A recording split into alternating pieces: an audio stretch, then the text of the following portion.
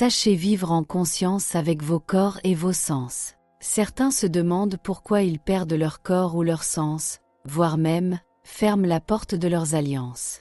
Votre feu de questionnement n'est pas placé au bon endroit. Est-ce que vous avez adopté la bonne habitude et attitude de vous observer vous-même à travers votre activité journalière afin de percevoir comment vous vous comportez et quelles influences utilisent vos sens et vos corps? Se voir soi-même est avant tout une discipline et un entraînement. Ce qui vit en vous, c'est ce que vous pensez être, c'est ce avec quoi vous vous êtes identifié et il est donc très difficile de faire abstraction de cela et d'envisager que vous êtes autre chose. Comprenez que cette identification arbitraire fausse votre perception de vous-même et du monde et empêche votre jugement d'être objectif. Si votre faculté d'analyse et de perception est faussée, comment pouvez-vous espérer recevoir les bonnes réponses par vous-même? La clé, c'est d'apprendre à être impersonnel. Le calme, le silence, l'invisibilité mènent à l'impersonnalité. Dans l'impersonnalité, vous ne vous identifiez plus à ce qui n'est pas vous et surtout, vous ne mélangez plus les mondes. Apprenez à être neutre face à toutes les situations qui se présentent à vous pour vous solliciter. Soyez neutre devant un événement, mais également devant votre propre jugement. Neutre signifie être dans l'inaction, dans la non-existence, parfaitement immobile et juste dans l'observation et la conscience indifférente, détachée, non impliquée. La naissance te différencie. L'inné est indifférent. Lorsqu'il y a fécondation, il y a automatiquement un placenta et donc, un monde à l'intérieur qui se différencie. Il est né et se prépare à naître et à naître. Lorsqu'elle commence, la naissance est un processus ininterrompu. Un être qui se différencie va entrer dans plusieurs catégories de naissance et donc, de fécondation et de placenta. Dès qu'un être est fécondé et qu'il entre dans la différenciation, il ne peut être dans la neutralité des mondes, car il est identifié et identifiable. Le corps, les habitudes, les influences orientent la façon dont l'être va percevoir, va réagir et agir. Ainsi, il est teinté, il est sous influence et en cela, il peut être connu et classé. Le monde avec lequel tu t'identifies modifie ta perception et ton action et va faire en sorte que toi aussi, tu sois perçu d'une certaine façon. Ainsi, la loi est vraie dans tous les mondes, ce que tu sèmes, tu le récoltes. Comprenez que même si vous êtes des enfants de la lumière en devenir, vous êtes encore attachés par une multitude de liens à ce monde fabriqué par l'intelligence qui gouverne les hommes. Ce monde vous a identifié, mais cela ne vous appartient pas réellement. Vous vivez avec, mais ce n'est pas vous. Vous l'utilisez, vous vous identifiez, vous êtes persuadé que c'est vous, mais cela ne passe pas la mort, c'est juste un vêtement et une identité empruntée. La mort peut vous éveiller, car elle sait séparer le vrai du faux et faire apparaître la juste perception. Votre corps physique n'est utile que pour l'œuvre que vous avez à accomplir sur la terre. En dehors de cette réalisation spécifique, il n'a pas d'utilité. Il n'existe pas dans l'inné, mais il fait partie du processus de la naissance et de la renaissance. Il est né d'une fécondation et d'un placenta, mais lui aussi porte cela en lui et son but est d'accoucher d'un autre corps capable de passer l'eau de l'au-delà et d'atteindre l'autre terre. Ce placenta intérieur n'est sensible qu'à ce qui appartient à la sphère qui est au-delà du temps et des influences liées au temps et aussi, en dehors de vos hérédités et de ce qui est transmis par la mort et l'inconscience. Le moi mortel n'a pas d'existence dans ce placenta. Oui, vos sens et vos corps sont rattachés au corps physique, qui est voué à la mort.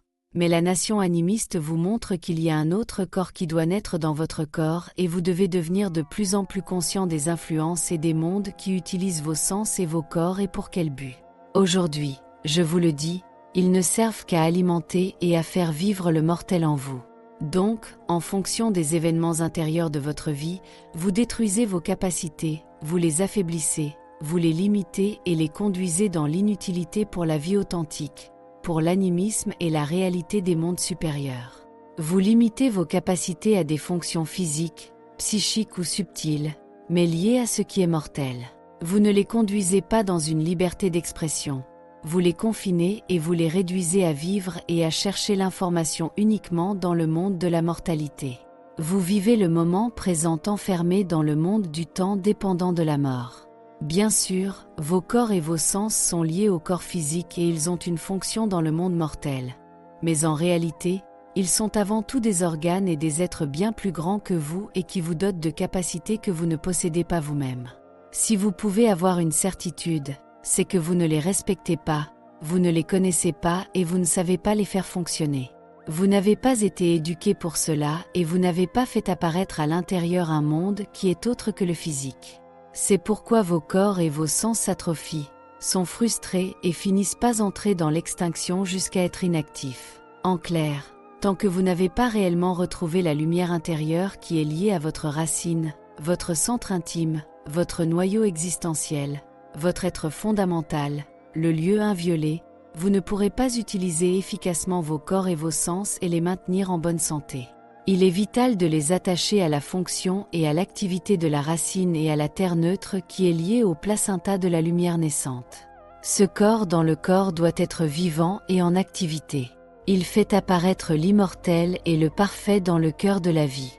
Lorsqu'il s'active, il sollicite vos corps et vos sens afin qu'ils puissent recevoir les éléments, les influences, les informations dont il a besoin pour se nourrir, se développer et grandir en force et en sagesse. Aujourd'hui, vous n'activez que très peu la lumière intérieure, et vos sens et vos corps ne servent à alimenter qu'un monde de fausse lumière qui est destiné à s'éteindre et à éteindre. Dans mon école, dans ma présence dans cette vallée, à travers mon initiation et mes enseignements, je m'efforce de vous éveiller et de vous conduire vers la part de victoire de la lumière dévolue à l'homme. Lorsque l'homme a accompli cette part, qui est aussi une offrande, la porte des mondes supérieurs peut s'ouvrir dans l'alliance et d'autres mondes viennent pour s'unir à l'homme et le soutenir comme des partenaires pour honorer la grande vie. Cette parole est authentique pour la vie sur terre, mais aussi pour rencontrer la grande vie immortelle et y entrer. Ma parole veut vous éclairer sur la mission de l'homme.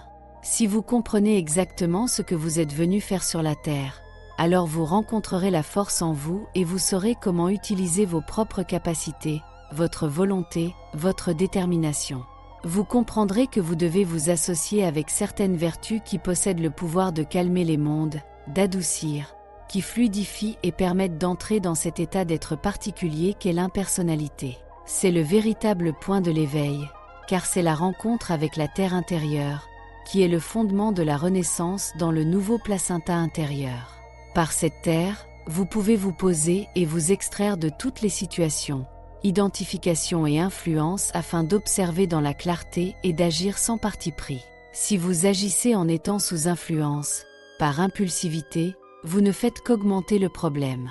Si vous savez vous isoler et vous extraire du cercle des influences, vous pouvez vous régénérer et trouver le temps de tout clarifier afin d'agir à partir d'une vision élevée, qui plane au-dessus des conditions et circonstances du moment. Je veux vous conduire vers cette sagesse, vers ce savoir-vivre qui vous permettront de réaliser votre mission.